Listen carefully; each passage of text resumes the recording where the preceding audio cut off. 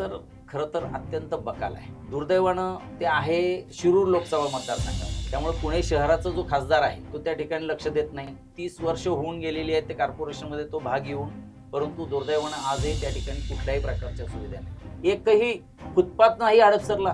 किती दुर्दैव आहे. रोज अपघात लोक सामोरं जात आहेत. खूप भयान परिस्थिती. पेन पार्कची एकही सुविधा नाही अख्ख्या हडपसर पंचक्रोशीमध्ये. इतकं भयान प्रश्न आहेत.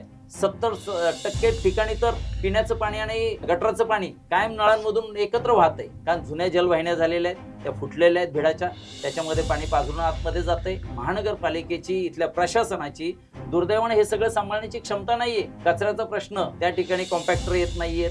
गुन्हेगारीचा प्रश्न आहे, ट्रॅफिकचा प्रश्न आहे. 14 त्या ठिकाणी अपघात झालेले, ज्याच्यामध्ये मेजर शारीरिक हानी झालेली आहे. त्यामध्ये 3 जागेवरती मयत झालेले आहे. अत्यंत दुर्दैवी परिस्थिती आहे. त्यामुळं अशा प्रशासनाला वठणीवर आणायचं काम मात्र निश्चित करावं लागणार आहे.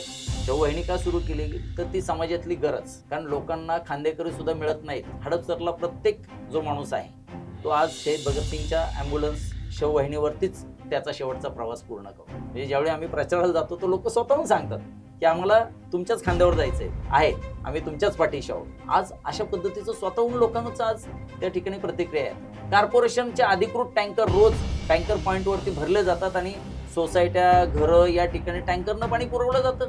इतकी दुर्दैवी अवस्था आहे. म्हणून स्वतंत्र महानगरपालिकेसाठी मी प्रचंड आग्रही आहे. मी यापूर्वी सुद्धा त्यासाठी माझी मांडणी केलेली आहे.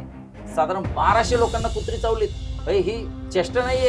नाही, अशा चुकीच्या ठिकाणी भाजी मंडई उभी केलेली. म्हणजे भाजी मंडई कुठं असली पाहिजे आणि मग त्याचा परिणाम काय होतोय. काम करत नाहीत. वॉचमन जे आहेत ते कुठंतरी माजी नगरसेवकांच्या घरी जाऊन काम करतायत. दारूचे अड्डे, व्यसनांचे अड्डे, इंजेक्शन्स वगैरे घेण्याचं ठिकाण कुठं असेल तर ते सार्वजनिक ठिकाणांच्या शाळा, मनपाकडे पैसे शाळेत शिक्षणासारख्या गोष्टीला नसावेत. वॉटर फिल्टर केला, पाण्याची व्यवस्था केली, मोटरची व्यवस्था केली, स्वखर्चाने केलं मी या गोष्टी.